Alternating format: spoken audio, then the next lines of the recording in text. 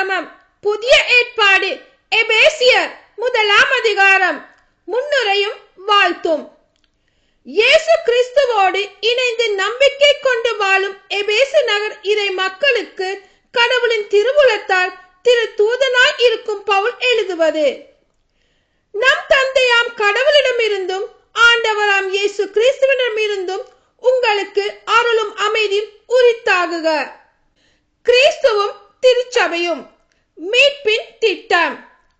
நம் ஆண்டவராகிய இயேசு கிறிஸ்துவின் தந்தையும் கடவுளும் ஆனவர் போற்றி.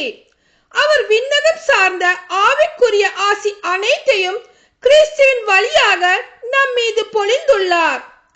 நாம் தூயோராகவும் மாசற்றோராகவும் தம் திருமுன் விளங்கும்படி உலகம் தோன்றுவதற்கு முன்பே கடவுள் நம்மை கிறிஸ்து வழியாக தேர்ந்தெடுத்தார்.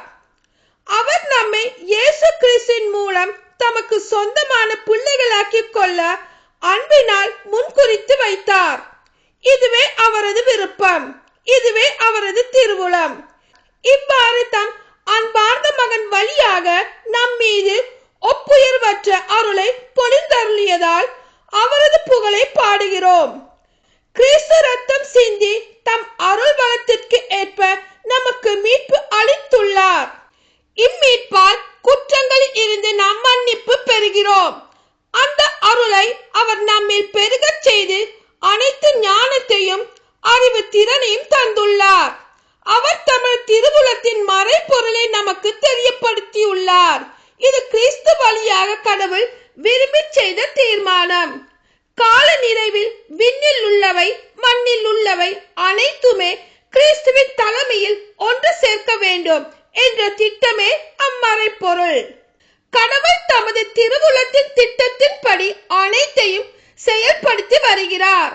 அவரது தீர்மானத்தால் நாம் முன்குறிக்கப்பட்டு கிறிஸ்து வழியாய் அவரது உரிமை பேற்றுக்கு உரியவரானோம்.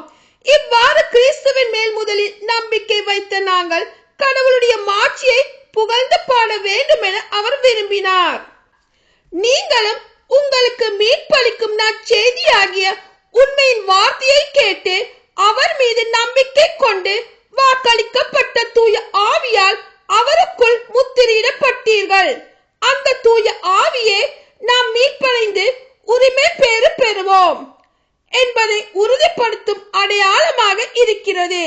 இவ்வாறு கடவுளது மாட்சியின் புகழ் விளங்கும். ஆமென்.